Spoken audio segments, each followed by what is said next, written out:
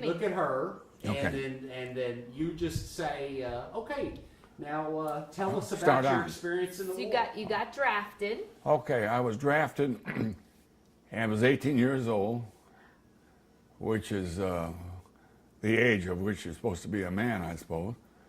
And they sent me to, put me in the Army, in the infantry, and they sent me to Fort Worth, Texas. Camp Walters was the name of it. And from Camp Walters, I went to Camp Maxey, still in Texas, and more training. And then they decided that we were going to be shipped overseas and fight in Italy in the mountains. And they sent us to Hunter Liggett military reservation, was up in the mountains in California. And we were the infantry on foot, and our opponent was the infantry on jeeps and trucks. And so whenever we got to a point, they'd already been there because they were faster than we were. Anyhow, we spent time in Hunter Liggett doing the maneuvers there, and from that, we were sent to Camp Carson, Colorado. It's kind of like I'm on a travel log, I guess, because I got Texas, and then I got California, and now I'm in Colorado. And then my last stop was Fort Benning, Georgia. And that's down near Auburn University, I guess. And Fort Benning was a place for the parachuters. And I always remember getting in line, because the guy said, get in that line, you can get out of the infantry. So I said, okay, I got in line. And then I said, what's the line for? He said, to join the paratroopers. I said, I'm out of here. I don't want to be a paratrooper. And that was a bit of my best moves, probably, because a lot of the guys I knew didn't make it back. So from there, we were shipped up into the deporting place in New Jersey, and we got on ship across the Atlantic to go to Germany. Now, keep in mind, this was December, or thereabouts, maybe 1st of January, and the Atlantic had been covered by German U-boats. As a result of that, the ship was, and I had no control over that, the ship went up and down and sideways to avoid the U-boats, submarines. And when we did that, it took us, I'm guessing now, it seemed like it's 2.5 weeks across the Atlantic. And I was sick 2.5 weeks, solid. I got so seasick, and I asked the guy, the medical guy, if he'd put me in the hospital. He said, you aren't sick enough yet. I said, how sick do you have to be? He said, sicker than you are. I said, well, okay. I'll do what I can to improve my sickness, if there's such a thing. And I said, now the last thing I want to do is die on the ship. He said, we won't let you do that. I said, how did I know that? No guarantee. When we landed at Le Havre, I was so happy just to get off the ship because I couldn't stand it anymore. We checked into a camp there called Old Gold, and that is where we were organized to get ready to go down into Germany into combat. And Eisenhower came and had lunch with us, not lunch like you think having lunch at the club. And he went up down each row and they wanted to know where you were from, basically. And if you said Kansas, man, he liked that because he was from Abilene, I think. So having a chance to see, he was just an encouragement, that was what it was. Now from there we go on down to Bitche, France, B-I-T-C-H-E, which in French is pronounced Bichet, right? Highfalutin name. And when we arrived there, it was almost dark, and the guy said, you two get in that foxhole. So the other guy and I looked at each other and we jumped in the foxhole. I said, whatever his name was, I said, excuse me, which way is the enemy? He said, I don't know either. You look this way and I'll look that way. I said, okay. So we made it through the night, of course. Now, the big thing we were warned was that the Germans had mined France. They didn't mine Germany, but they mined France. And so you had to be very careful as to where you stepped, not knowing where these mines are, landmines. And some guys stepped in the wrong place and lost their leg or lost their feet. Excuse me. with that, we went from Bichat, France, and walked the 850 miles to Steyl, Austria. We had 5 battles that are listed there on the map, and the battles were always encountering the German army that was basically wanting to get the war over. And as I said earlier, they wanted to surrender. And they wanted to surrender to the Americans because the Russians would kill them. And going the other way, going east, was no good for them. So the German soldiers, and most of them were pretty good-looking guys, not the normal kind you found in North Africa, which were blonde-haired, 6'6", strong, tan-looking guys that every lady would like to have as a boyfriend.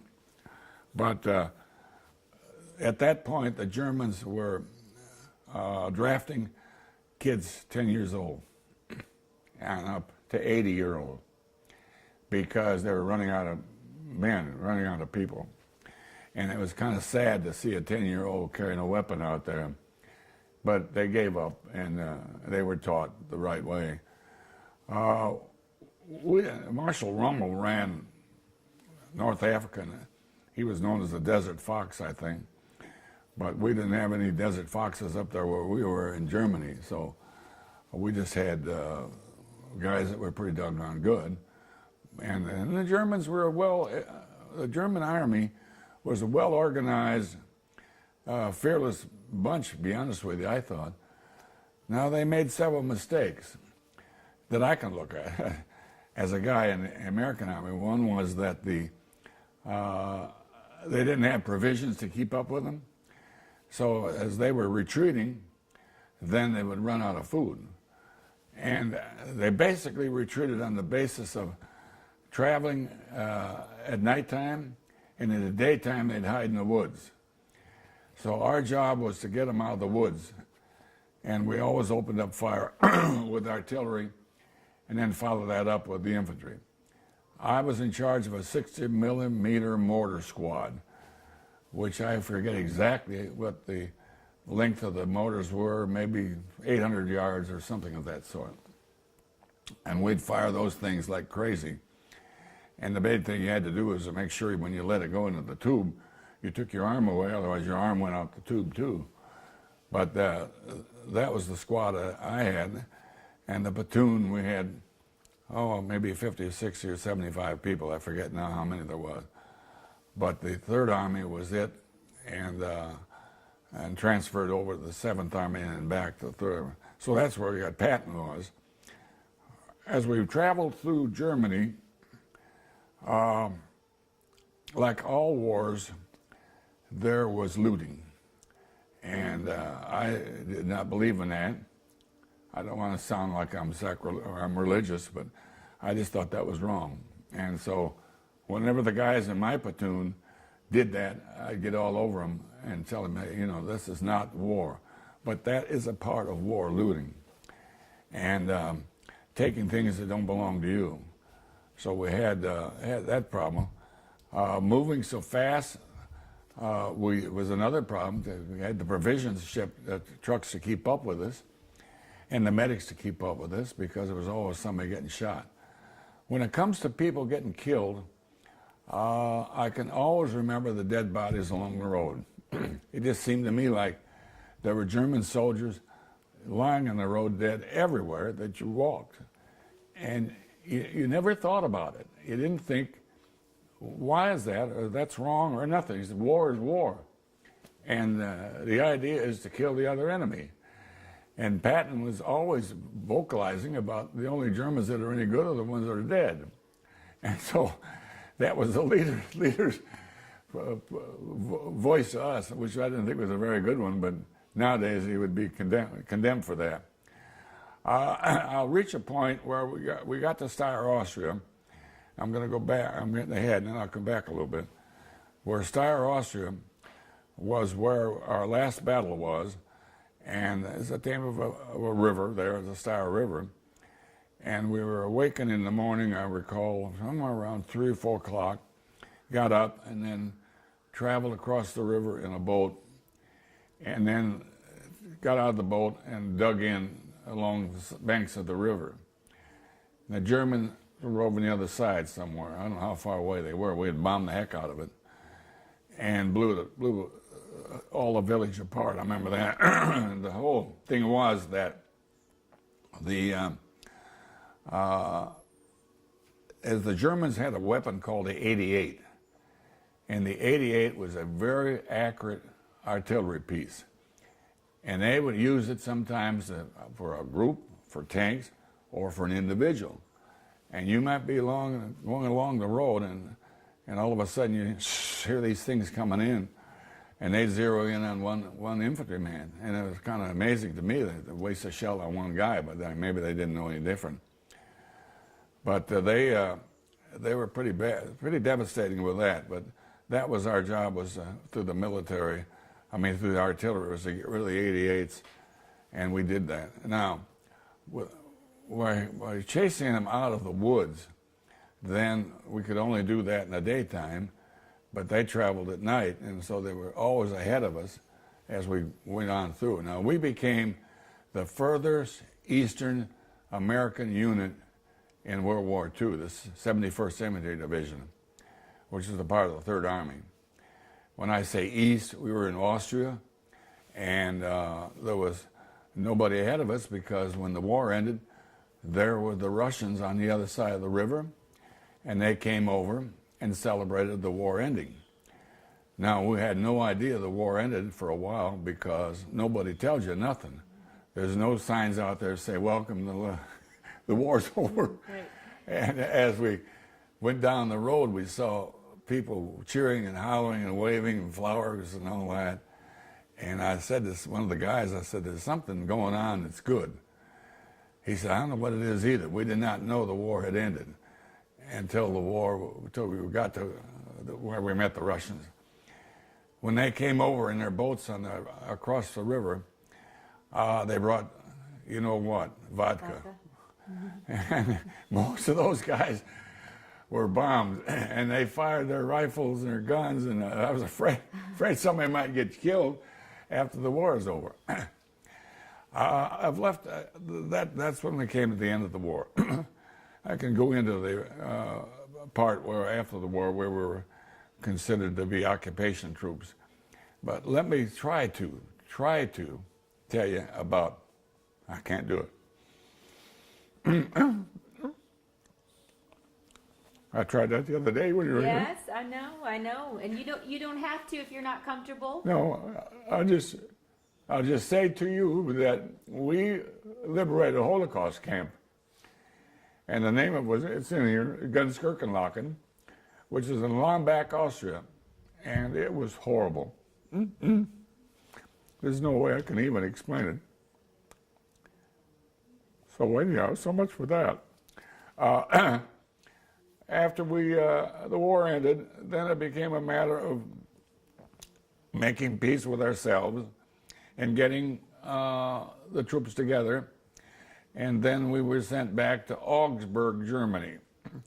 Now, in Augsburg, it was a nice place. It's not like Munich. It wasn't as big, but it was a nice place. And the military wanted to keep this. We got to go home based on points. And I think I had 50 points or something like that, which was based upon service and medals. Purple Heart would mean something, and so on. And so I wasn't one of the first guys to go home. And they formed athletic programs to keep you occupied. Now, we also were occupying the country to keep the forces there, kind of like we're sending in the military to Afghanistan and Syria now to maintain stability there somewhat. And the thing that I liked was the sports, because I had made all-state football in Illinois and basketball, and I ran track. I ran the hurdles, the high and low hurdles, and the half mile. So that was nice for me. I went out for baseball because it was springtime, and I soon found out I was outclassed. We had more major league guys than you could think about over there. And these were guys that were in the service, and when the service ended, there they were. So when I went out for baseball, I recognized I was out of my league. I dropped out and went for track, and I did well in track. I don't have them here, but it might be in that box. Some certificates where I ran and won the hurdles in certain towns in Germany. The basketball season started after football. And so we formed a division team, 71st Infantry Division. And we had a pretty good team. We had a guy named Bill Towery that played for Western and also for the Fort Wayne Zounders. That'd be back before you could remember. Fort Wayne had a team. Mm-hmm. Now, teams back then were sponsored by somebody that had enough money to sponsor it. And the Zounders, Fred Zounder, was a meat packing guy or something. And he organized the Fort Wayne Zounders. But the Sheboygan team in Wisconsin, and there were other teams in that league. And so anyhow, that's how the basketball thing got going. And we had guys there on our team that were good players. And we won the Third Army Championship. One of the guys on the team was named Milt Tico, who made all SEC at Kentucky. So he said, where are you going to school when you get out? And I said, well, probably Illinois, but if not, Northwestern. And I did have somebody come in afterwards from Illinois, and he wanted me to play football. I didn't want to play football, although it would have been okay, I guess. But he said, well, you can play football and then basketball, too. And I said, well, I don't think I want to do it that way. I went over to Northwestern, and I was offered a scholarship there. But I had to take a test, an entrance exam, and it took 4 hours to take it. And a very high academic school, Northwestern is. And I don't know if I flunked it or not. I never did get the results. But I said, well, if there's that much to do with academics, maybe I shouldn't go there. Even though I had great grades in high school. But anyhow, I decided that, and Milt Tico had written a letter to Adolph Rupp. And so Rupp wrote back. Milt asked for a pair of basketball shoes. And Rupp wrote back and said, I'm interested in this young man. Have him contact me when he gets out. And I can't send you any shoes because there's a rubber shortage as a result of a war. I said, Milt, we're in the war. Yeah. What's he talking about? He said, that's his way of getting out of sending me a pair of basketball shoes. I said, is he chintzy? Well, he said he's prudent. Another way to say. So I said, okay. And then I told my mother, I'm going down to Kentucky. She said, where is it? Northern Illinois. She said, is that where Lincoln was? I said, yeah, Lincoln was there. And she said, what else is there? And she said, isn't there a big cave down there? Yeah, there's a big cave. How about horses? Don't they have horses? Yeah, I got horses. That's all she knew about Kentucky. So I said, well, I'm going to go down and see what they got. So I went down. I stayed at the Phoenix Hotel and called Rupp. I got in. He said, come out to the gym the next morning. Now, the gym, for you folks, was an alumni gym that held 2,800 people. Nothing like Rupp Arena today, or Madison Square Garden or something like that. So I went out to the gym and I sat down with him, and he said, well, would you like to work out? I said, not really, I don't have any stuff. He said, oh, we'll take care of all that. He called the manager in. First thing I know, I had shoes and shorts on and T-shirt, and I'm running around out there with 25 other guys. And one guy blew a whistle and said, U5, play U5. So now I'm scrimmaging. So after the scrimmage, and Rupp said, I want you to dribble a ball the length of the floor up and back and shoot some shots from out here and from out here and so on. He said, get a shower and come in my office. Now, his office was 6'1", and I was 6'3". So when you went in, you did that, and he noticed that. That way he could tell how tall you were. And he said, let me see your hands. So I put my hands out there. He said, okay, we'd like for you to come to the University of Kentucky. Now, we can't offer you anything but room, board, books, and tuition, and $15 a month for laundry. I said, Coach, what else is there? Well, he said, you might want to go to a movie. But he said, they'll let you in the back door free. Oh, okay. That sounds good. So I said, well, I'll let you know. So I said, I'm going to go over to Moorhead and visit. He said, Moorhead? What's over at Moorhead? I said, well, there's a guy in the service, and Steve Talinsky, I want to look him up. Well, he said, don't stay over there. That's not a good school. I said, well, I'm not staying over there. I'm just going to say hi to this guy. So I get over there, and Ellis Johnson was the coach, and he said, met me. And I told him I'd been over with Coach Rupp, and he said, well, would you like to work out? I said, I just did that. So first time I'm out there shooting baskets. And Coach Ellis Johnson, a nice guy, he said, I'd like for you to come to Moorhead. I said, well, I got to think about it, Coach. And I said, one of the things I like is golf. And you don't have a golf course. He said, we're going to build a golf course. We're going to name it after you. I said, I have my own private golf? Yeah, you'll have your own private golf course. I said, okay, I'll let you know. So I went home and I decided I want to go to Moorhead. There's nothing wrong with Moorhead. Moorhead's a good school. And anyhow, I wrote Rupp back, and he told me nobody was coming back except a center and a guard. And when I got outside the student union building, everybody I met was all conference, all American, all this. And I said to one of the guys, I said, Coach Rupp said he didn't have anybody coming back. He said, you didn't believe him, did you? What else am I going to do? So anyhow, I cast my lot with him. And I'd say when I first showed up, there was at least 30 guys there. They were pretty good players. And one by one, they left and went to Xavier or went to Dayton or went here, went there. And when the smoke cleared away, well, we had a squad, maybe a 15-man squad. So now in 1946, Kentucky was only allowed to bring 10 players to the SEC tournament. Well, other schools the same way. And so he left 2 All-Americans off and took Jim Lyon, a freshman, and I was a freshman, to the tournament up here in Louisville at the Armory. And I thought that was quite an honor. And he got a little bit beat up in the press because he left Bob Branham and Jim Jordan, 2 All-Americans, home in Lexington. Coach Rupp leaves All-Americans in Lexington, you know, and takes 2 freshmen. But anyhow, the rest is history on that. We won 127 ball games in my 4 years and lost 13. So, Impressive. And every loss was by 1 or 2 points, just squeakers. And we had a good ball club and for my 4 years we were there. So there was nothing wrong with the basketball team. And simultaneously, we had a great football team. We had a young man come in from Maryland named Paul Bear Bryant. And when the Bear came in, he was a youngster. He was brash, but he was confident. And he put the team together, and they went to the first bowl, which was Great Lakes Bowl then. And then from there on, it was Orange Bowl, Sugar Bowl, Cotton Bowl, and so on. And you know what? I liked the guy. I got along with him very well. He liked me, I think. He probably thought Coach Rupp wasn't giving me as friendly a treatment. But I ran into Coach Bryant in Birmingham at the Tutwiler Hotel after I was out working. And he wanted to know how I was doing. I said, fine. He said, you need any money? I said, Coach, no. Well, if you need some money, let me know. Now, that was out of the blue, you know.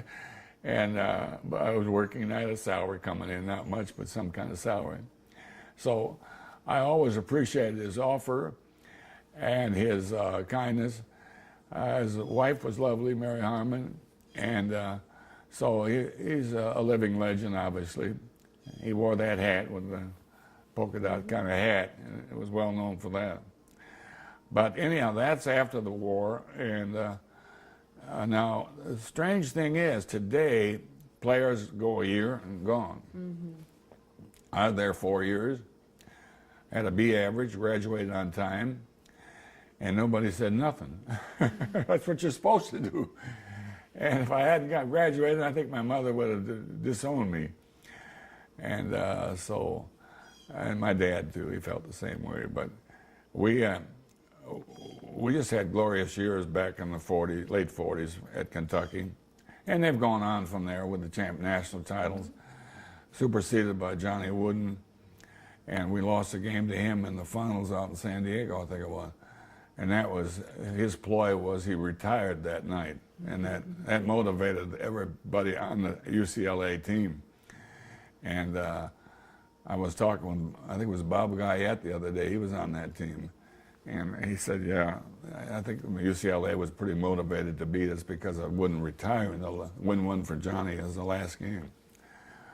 Anyhow, that's kind of the story on me going to Kentucky Kentucky, yeah. in 1946. And I didn't know Henry Clay. I didn't know Abraham Lincoln. But you, But I did met some awful good people. I knew great people. Senator Wendell Ford and guys like that were just awfully nice people as far as I was concerned.